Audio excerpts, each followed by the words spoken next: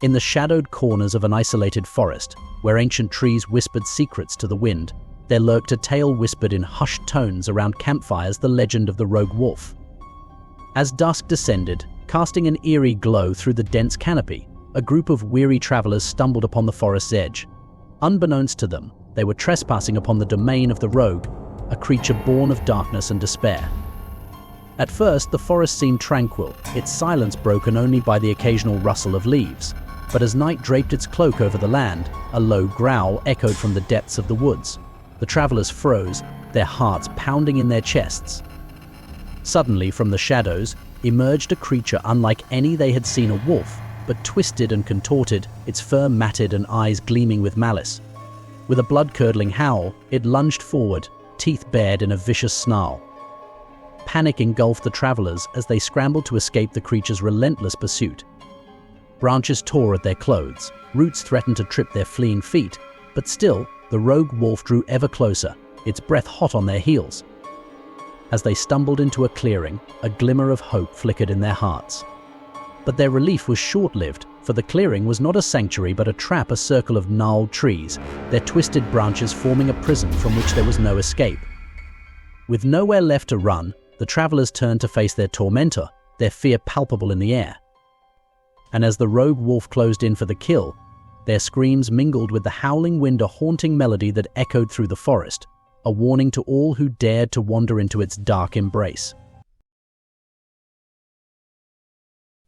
In the depths of a forgotten town, where the streets were lined with crumbling buildings and the air hung heavy with a sense of dread, there stood a derelict mansion, shrouded in mystery and whispered tales of horror. The mansion seemed to come alive around them, its decrepit halls twisting and shifting like a living, breathing entity. Shadows danced in the flickering candlelight, their movements taunting and malevolent. The mansion seemed to come alive around them, its decrepit halls twisting and shifting like a living, breathing entity. Shadows danced in the flickering candlelight, their movements taunting and malevolent. With each step deeper into the darkness, the air grew colder, suffused with the stench of decay and despair. The walls groaned with the weight of unseen horrors, their ancient timbers straining against the weight of centuries-old sins. And then they heard a soft, plaintive wail echoing from the depths of the mansion, a sound that sent shivers cascading down their spine. They followed the sound, drawn inexorably towards its source, until they stood before a door, its surface marred by age and neglect. With trembling hands, they pushed open the door, revealing a sight that would haunt their nightmares for eternity, a room bathed in an ethereal glow, its walls adorned with the twisted remains of forgotten souls. And there, at the center of it all, stood a figure cloaked in shadow, its eyes burning with a hunger that transcended mortal comprehension. With a guttural moan, it reached out towards them, its fingers curling into claws as it whispered their name, a chilling reminder of the darkness that lurked within us all. In the icy expanse of Antarctica, where the bitter cold could freeze a man's soul, there lurked a creature of nightmares, a killer penguin, its sleek feathers concealing a heart as black as the abyss. It started innocently enough, with reports of missing researchers and abandoned outposts scattered across the frozen landscape. At first, the rumors were dismissed as the delusions of weary minds, the product of isolation and desperation.